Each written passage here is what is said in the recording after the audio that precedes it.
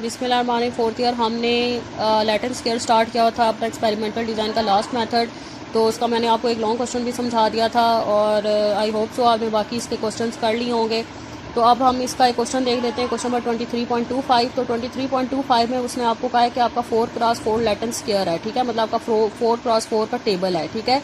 तो उसमें उसने आपको ये नोवा टेबल मेंशन दिया जिसमें सोर्स ऑफ वेरिएशन और मीन स्केयर आपको गिवन है, और उसके अलावा उसने आपको ट्रीटमेंट और उसके मीन्स दिए हुए हैं, ठीक है। इसमें फिर उसने कहा है कि उसमें आपने नोवा टेबल बनाए और इसके अगर आगे से टेस्टिंग करें, ठीक है, अनोवा करके उसकी हाइपोथेसिस टेस्टिंग करें, ठीक है। ये उसने क्वेश्चन में कहा, तो मतलब रिजल्ट्स बताएं।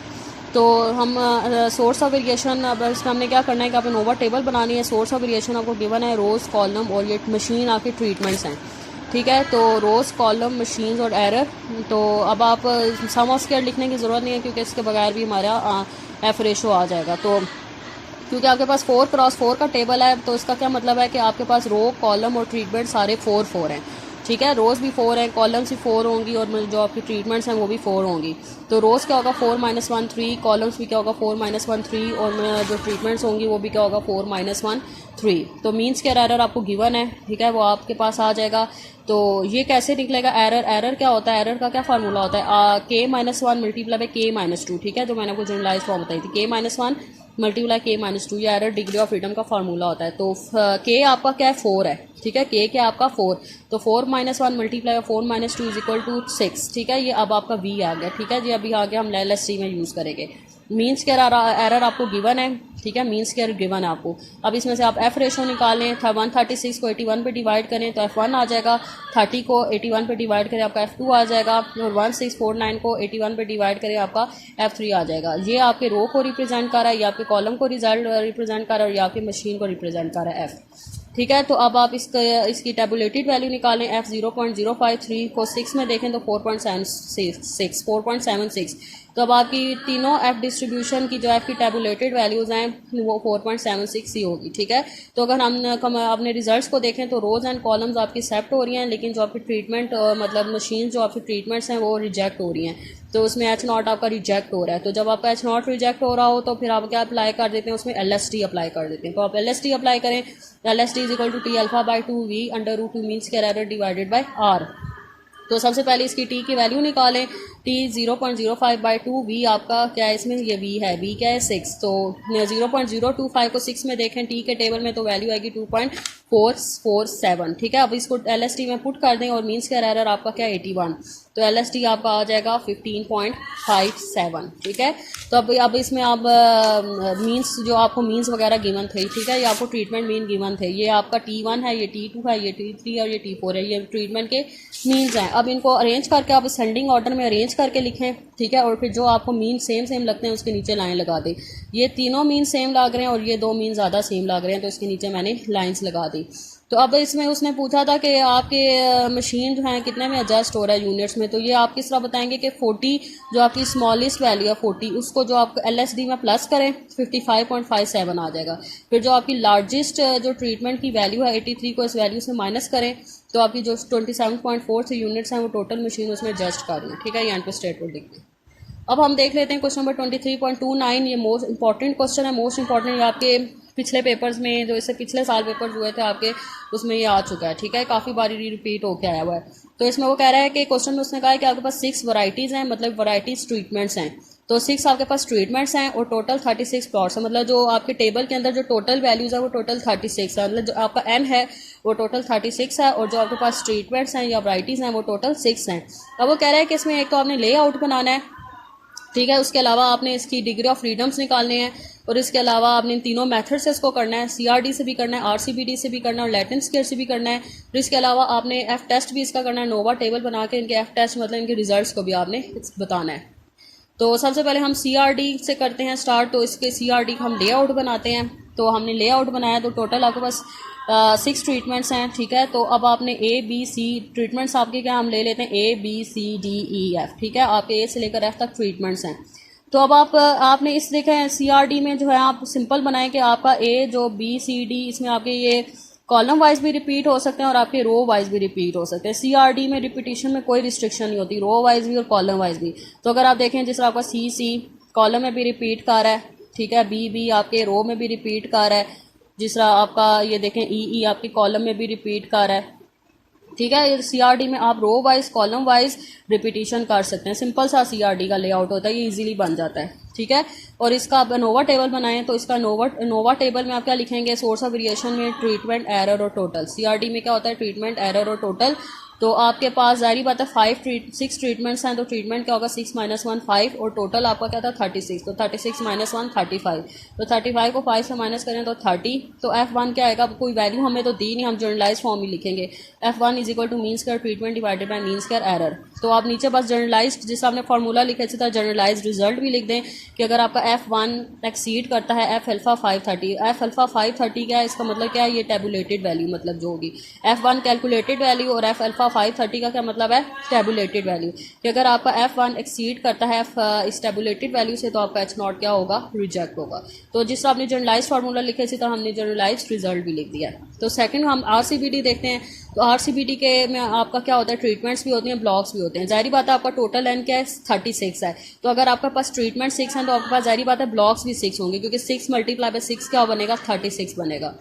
तो इसमें आपके टोटल 6 ट्रीटमेंट्स होंगी और 6 ब्लॉक्स होंगी। तो अब आपने RCBD का इस तरह का लेआउट बनाना है कि इसमें आपके कॉलम वाइज जो हैं आपकी वैल्यूज़ रिपीट हों, लेकिन ब्लॉक वाइज रिपीट नहीं होनी चाहिए। अब अगर आप देखें तो आपके जैसा ए आपका F ये देखें कॉलम में रिपीट हो रहे हैं, लेकिन ब्लॉक में कोई वैल्यू रिपीट नहीं हो रही। देखें जिस तरह ए आना चाहिए लेकिन नहीं आ रहा, जैसा सीक्वेंस में ABCDEF कोई वैल्यू ब्लॉक में रिपीट नहीं हो रही। जिस तरह इधर भी जिस तरह रिपीट हो रहा था ब्लॉक में, लेकिन इधर आपको कोई वैल्यू ब्लॉक में रिपीट होती हुई नज़र नहीं आएगी।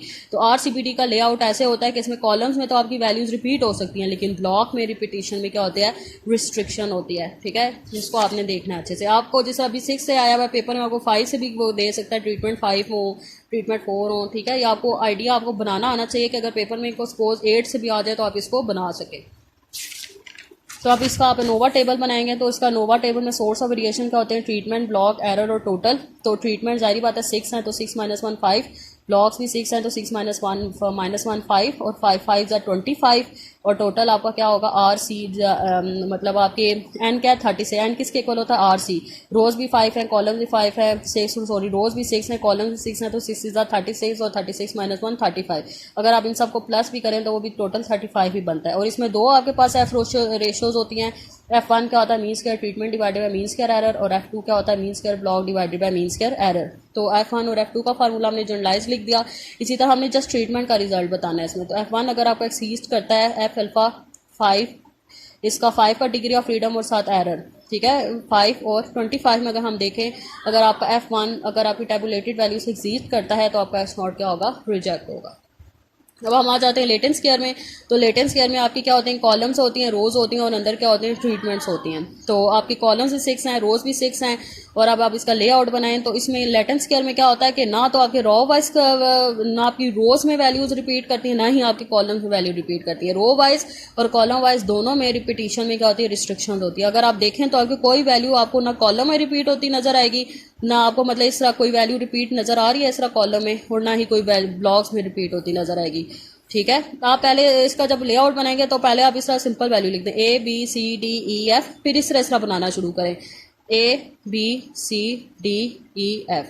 जिस तरह फिर ये B था B था तो ABCDEF। और अगर आप ब्लॉक वाइज देखें तो ब्लॉक में भी सर सीक्वेंस से रिपीट मतलब वैल्यूज आपकी ट्रीटमेंट बनी। अगर कॉलम्स में देखें तो ब्लॉक में भी अगर आप देखें तो सीक्वेंस से बनी है, जैसा ABCDEF, ठीक है। इस तरह अगर आप कॉलम में भी देखें तब भी सीक्वेंस से बन रहा है ABCDEF। इस तरह आपकी ना इसमें कॉलम में कोई वैल्यू रिपीट होती है, ना ही ब्लॉक में कोई वैल्यू रिपीट होती है।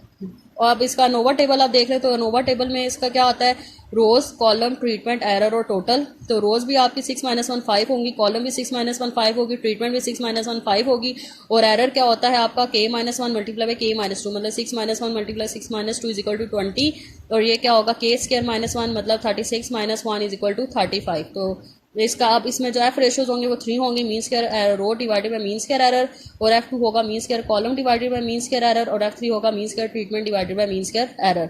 और आप ये तीनों F की जनरलाइज फॉर्म लिखें और नीचे लिख दें कि अगर आपको F3 एक्सीड करता है उसकी F की टेबुलेटेड वैल्यू से तो आपका H0 क्या होगा, रिजेक्ट करेगा कि ट्रीटमेंट की टेबुलेटेड वैल्यू क्या होगी, 5 को आपने 20 में देखना है। ठीक है, तो ये आपने जर्नलाइज रिजल्ट लिख दिया। ठीक है, अब आपकी ये डायरी है कि आपने 23.22 से लेकर 23.29 ये आपके लेटेंट स्केयर के सारे क्वेश्चंस हैं। तो आप लेटेंट स्केयर के आप सारे क्वेश्चंस कंप्लीट करें। ठीक है, अब हम ज़रा बुक्स अभी देख लेते हैं। तो अगर हम बुक से देखें तो ये 23.22 मैंने आपको क्वेश्चन करके दिखाया था। ठीक है, 23.23 सेम इसी जैसा क्वेश्चन है जैसा मैंने 23.22 आपको करके दिखाया था, सेम ये उसी तरीके से है।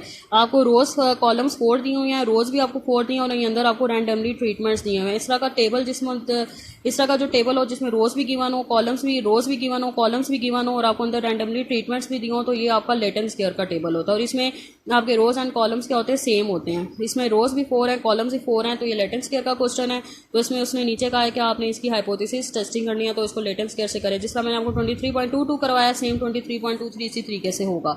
फिर आगे देखें 23.24, ये भी सेम इसी जैसा है। इसमें भी आपके पास 4 रोज हैं, 4 कॉलम्स हैं और अंदर आपको ट्रीटमेंट रैंडमली दी हुई है। ठीक है, इसमें भी आपने एनालिसिस ऑफ वेरिएंस करना और हाइपोथेसिस टेस्टिंग करना है, तो उसको आप करें। अगला 23.25 है, ये भी मैंने आपको करके दिखाया है। फिर आगे है 23.26। ठीक है, 23.26 ये भी लेटेंट स्केयर का क्वेश्चन है। इसमें भी आपको 5 कॉलम्स दी हुई हैं और 5 रोज दी हुई हैं और अंदर रैंडमली आपको ट्रीटमेंट्स दिए हुए हैं। तो ये भी लेटेंट स्केयर का क्वेश्चन है, इसमें भी आपने हाइपोथेसिस करनी है, टेस्टिंग करनी है। ठीक है, ये भी आप करें।